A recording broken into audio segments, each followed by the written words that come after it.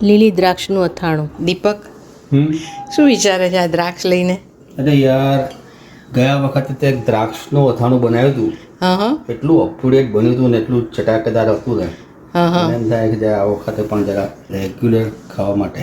Okay. દ્રાક્ષને 1 કલાક પાણીમાં બોળી મીઠું નાખીને ધોવાની છે, ત્યારબાદ સાફ કરી અને જુદી કરી લેવાની છે. એક પેનમાં મેથી, તમે મેથીની જગ્યાએ મેથીના કુરિયા પણ યુઝ કરી શકો છો, રાઈના કુરિયા, વરિયાળી, ધાણા, કોલંજીના બી મેં નથી ઉમેર્યા, તમે એ પણ ઉમેરી શકો છો. 1 જ મિનિટ રોસ્ટ કરવાનું છે, બહુ રોસ્ટ કરશો તો મેથી કડવાશ પકડશે, એટલું ધ્યાન રાખવાનું. મસાલો ઠંડો થાય એટલે મિક્સર જારમાં લઈ દરદરું પીસી લેવાનું છે. બાઉલમાં લઈ હિંગ ઉમેરી પેનમાં તેલ ગરમ કરીએ છીએ. ધુમાડો થાય ત્યાં સુધી ગરમ કરી 1 મિનિટ પછી ઠંડુ થાય એટલે સીધું મસાલામાં ઉમેરીને ઢાંકી દઈએ છીએ. એકદમ ઠંડુ થાય પછી જ લાલ મરચું, પિંચ હળદર પાવડર અને શેકેલું મીઠું ઉમેરવાનું છે. ખાસ ધ્યાન રાખવાનું. અને આ મસાલો એકદમ સરસ થશે, તમે જોઈ શકો છો. હવે એમાં દ્રાક્ષ ઉમેરીને મિક્સ કરી લઈએ છીએ. આ અથાણું તમે ફ્રીજમાં 20 દિવસ સુધી સ્ટોર કરી શકો છો, 12 મહિના નથી રહેતું. તો એન્જોય વિથ ભાખરી, રોટલી, કંઈ પણ ભાવતું હોય એના સાથે. Thank you.